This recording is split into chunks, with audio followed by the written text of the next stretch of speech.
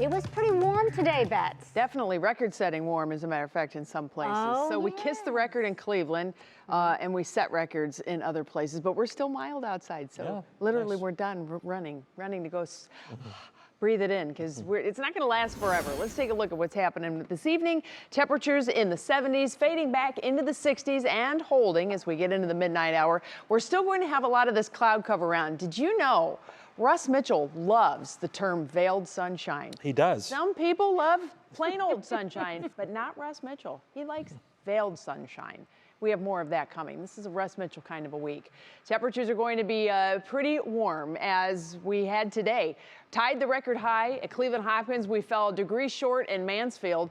Broke the record by 3 degrees in New Philadelphia. Fell a degree short at Akron-Canton Airport. 2 degrees above the record at the Youngstown Airport. Toledo and Erie, PA also set records for today. We're still sitting in the 70s at this hour, so hopefully you're taking full advantage, even though it is rather breezy. It is that southerly wind that is bringing in all of this heat, and we've really been watching the heat move northward into the plain states. But this is where we have to kind of balance the stakes a little bit, because you're probably saying, wow, we should easily make it into the 80s over the next couple of days.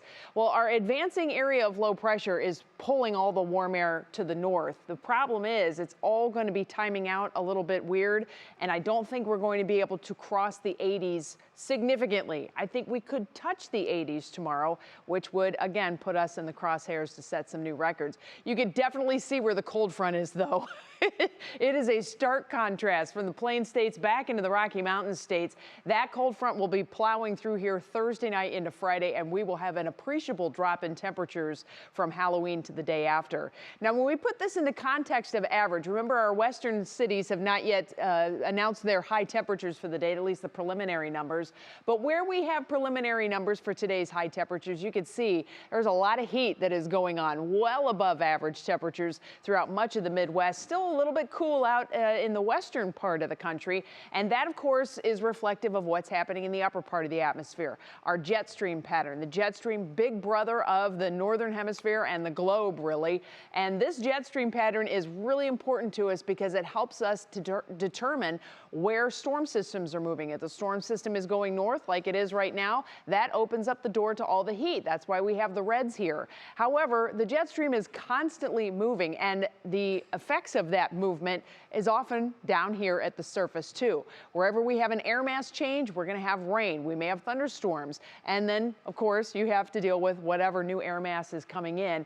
We aren't seeing a significant shift yet, at least in the lower 48. But if we look at the northern hemisphere from the top-down view, look how unstable this looks. We would want to see this pretty symmetrical around the northern pole here, but you can see how unstable this is, and that is a sign that we probably will have kind of topsy-turvy weather that's coming our way later on into November. Stay tuned. 60s tonight. Clouds going to be lingering. Quick look at your National Designer hour-by-hour forecast. We're going to stay in the 70s by midday tomorrow. So we start in the 60s. We're in the 70s for the afternoon. We're going right back into the mid and upper 70s across northern Ohio through the afternoon tomorrow, with blustery conditions continuing. Your Halloween forecast still looks like we have to deal with some rain showers. That is probably pretty much baked in right now. But by the time we hit Friday, there is that stark contrast. After that cold front comes in, we drop back into the 50s. We stay in the 50s for Saturday, and then the rest of your extended Union Home Mortgage forecast showing us all the way back into the 70s by Election Day, so it'll be mild. We're going to have some showers around, and then cooler weather post-Election Day.